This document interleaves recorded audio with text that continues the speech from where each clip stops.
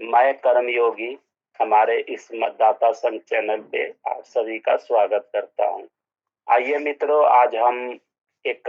इतिहासों से संबंधित एक विषय हम लेके आए हैं और यह इतिहास बहुत ही महत्वपूर्ण है और यह कई चरणों में हम प्रसारित करेंगे अपने चैनल से। और हमारा यह इतिहास का जो कार्यक्रम है, यह कार्यक्रम चलाने का एक मूल उद्देश्य यह है कि जो हमारे देश से वामपंथियों ने और शिक्षा व्यवस्थाओं में जो छुपाया गया, हम उसी इतिहास को हम रख रहे हैं और समाज में उस इतिहास को हम प्रचार प्रसार करके बताना चाहते हैं कि वास्तविकता में इतिहास है क्या। यह कार्यक्रम का नाम है भारत में मुस्लिम सुल्तान और इस इतिहास बुक के लेखक हैं पुरुषोत्तम नागेश ओक जी, जो एक इतिहासकार हैं और इन्हीं के ही इस बुक के आधार पर हमारा यह कार्यक्रम कई भागों में चलेगा। तो मित्रों, हम इस इतिहास से संबंधित एक संक्षेप में दो शब्द कड़ी के माध्यम से संक्षेप में परिचय के तहत में हम इस कार्यक्रम को हम शुरू करते हैं। तो मित्रों, ईसा की 7वीं शताब्दी में जब अरब तथा उनके पड़ोसी देश से असभ्य तथा बर्बर लोगों की गिरोह भारत में आने शुरू हुए थे, तब से लेकर उस समय तक के भारत के इतिहास का अध्ययन, जब तक देशभक्ति की भावना से पूर्ण शक्तियों ने उन्हें अंततः निश्चल तथा निर्भय न बना दिया, बड़ा विवादपूर्ण और विभत्स है। मित्रों, भारत में प्रवेश करके ये बर्बर गिरोह दीमक तथा टिड्डी दल के समान इस देश को चट कर गए। वहां के राज प्रसादों तथा सुरमय भवनों में दूध और शहद की नदियां बहती थी और जो स्वर्ण तथा हीरे मोतियों से सुसज्जित तथा प्रकाशवान थे, हमारे उस देश को इन्होंने खुली नालियों और झोपड़ियों और कच्चे मकानों वाली गंदी बस्तियों में परिवर्तित कर दिए। मित्रों, भारतीय इतिहास के कपट देश में इस काल के जो वृत्तांत विश्व भर के स्कूलों, कॉलेजों और शोध संस्थाओं में पढ़ाए जाते हैं, वे तब जले पर और भी नमक छिड़कते हैं मित्रों, जब उनमें इस सहस्त्रवादी की इस आधार पर स्वर्ण युग बताया जाता है कि तब अरबी और फारसी संस्कृतियों का भारतीय संस्कृति के साथ यशस्वी संयोजन हुआ था। मित्रों, वस्तुतः नृसिंह तथा क्रूर जत्थों द्वारा हिंसात्मक व्यवहारों और ध्वंसों, हत्याओं और सामूहिक नरसंहारों का अपहरण, लूट मार और चोरियों, बलात्कारों और डाकों, यातनाओं तथा क्रूर पीड़ाओं का 7वीं शताब्दी से 18वीं शताब्दी ईसा तक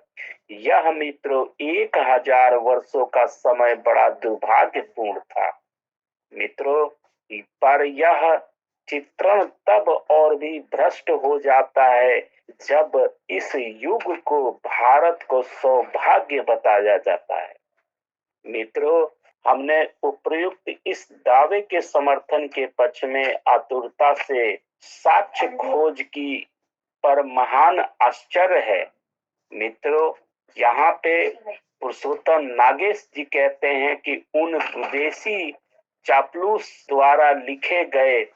पश्चात युक्त वृत्तों में भी हमें एक भी साक्ष्य न मिला जिन्होंने विदेशियों द्वारा किए गए पापों और अपराधों की लूट में दिल खोलकर भाग लिया था।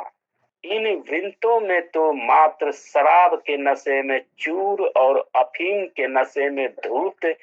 अय्यासों का सिंहासनों पर कब्जा करने वाले बहुरूपियों को थैलियों में कटे हुए सिर पेश करने का, हर युद्ध और विद्रोह के बाद सामूहिक नरसंहार में काटे गए सिरों की मीनारों का, हरमों और वेश्यागृहों में जहां हजारों की संख्या में स्त्री और पुरुष गुलाम रहते थे, कामुकतापूर्ण रंगरेलियों और अप्राकृतिक व्यभिचार का, दानवी यातनाओं द्वारा हत्या तथा आंखें फोड़ने का, छुरे या गरम सलाखों के बल पर बलात्कार का भय दिखाकर सामूहिक धर्म परिवर्तन का, घूसखोरी और भ्रष्टाचार का, चोरी और डकैती का और भारत की संपदा लूट कर अरब, अबिनिसिया, इराक, फारस, अफगानिस्तान और तुर्की ले जाने का और हिंदुओं के घोड़े की सवारी करने पर रोक लगाने का, अपने वस्त्रों पर एक अपमानजनक रंगीन धब्बा लगाकर चलने को बाध्य करके उन्हें उनकी अपनी ही मातृभूमि में तिरस्करणीय गुलाम और गुंडों के रूप में दागने का, उनकी स्त्रियों और बच्चों के अपहरण और हजारों की संख्या में गुलामों के रूप में बेचे जाने का और इसी तरह हथियाई गई संपत्ति और मनुष्यों का विदेशी जत्थों के नेताओं और उनके अनुचरों के मध्यम 1.5 और 4:5 के अनुपात में विभाजन का वर्ण है। जिन लोगों को यह सब वर्ण बड़ा कठोर, अतिवादी और एक पक्षीय लगे, उन्हें हम यह बताना चाहेंगे कि अपने समस्त वर्ण में हमने एक भी उपाख्यान को अंतरंजित करने की या तथ्य को घटाने बढ़ाने की कोई चेष्टा नहीं की। भारत में मुस्लिम युग का इतिहास इतना रक्त रंजित है कि कोई इतिहासकार उसे रंगना भी चाहे तो ऐसा करने की कोई गुंजाइश ही नहीं है। हर शासन ऐसा पागल खाना था और विभिन्न शासनों के मध्यवर्ती कालों में जो हो हल्लड़ था वह इतना पाशविकतापूर्ण था कि सर्वाधिक कल्पनाशील लेखक को भी भारत में विदेशी कुशासन के इन 1000 वर्षों के किसी भी वर्ण में इतने अधिक अशुभ घटनाओं को जोड़ने अथवा उसकी कल्पना करने की गुंजाइश ही नहीं है। वास्तव में यथार्थ घटनाएं स्वयं इतनी नरसिंह, असंध्य और सुदृश्य थी और विदेशी वृत्तकार इतने पक्षपाती थे कि हमारे पास एक तक पहुंचने वाले विवरण उस दुर्भाग्य के जो हिंदुत्व को उन लोगों के हाथ 1000 वर्षों के दौरान भोगना पड़ा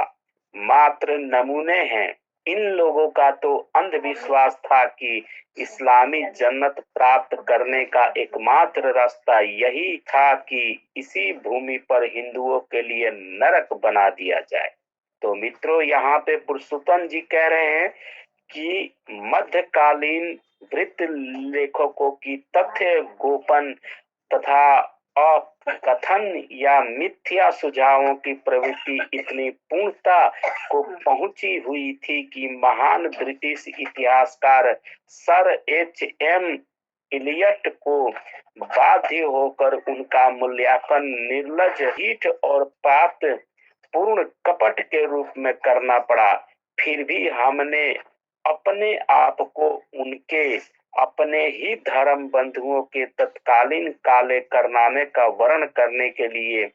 विदेशी पक्षपाती वृत्त लेखकों के ही उदाहरणों का हवाला देने तक सीमित रखा है। मित्रों, यहाँ पे पुरुषोत्तम जी कह रहे हैं कि हम इसके अतिरिक्त और कुछ कर भी नहीं सकते थे, कारण उस समय हम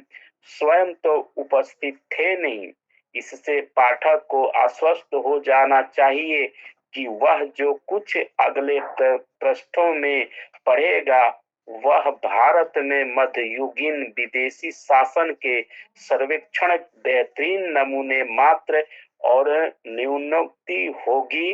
और किसी भी रूप में उस समय के यंत्रतापूर्ण दिनों के समास और आतंक का विस्तृत विवरण न होगा। मित्रों, पुरुषोत्तम जी कहते हैं कि यदि पाठक को विभिन्न अध्यायों में हत्या, बलात्कार और नरसंहार जैसे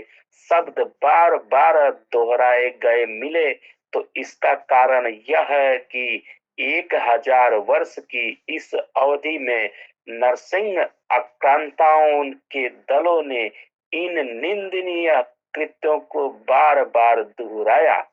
तो मित्रों, यहाँ पे पुरुषोत्तम नागेश जी ने अपना जो यहाँ पे बता रहे हैं, इससे स्पष्ट होता है कि हमारे इतिहास से जो संबंधित जो हमारे पाठ्यक्रम में दिया गया था या हमें जो बताया जाता है उसकी सत्यता क्या है। इसी के साथ मैं यह कार्यक्रम समाप्त करता हूँ और पुनः मैं इसी से संबंधित अगला भाग लेके आऊंगा। तब तक के लिए धन्यवाद। हर हर महादेव।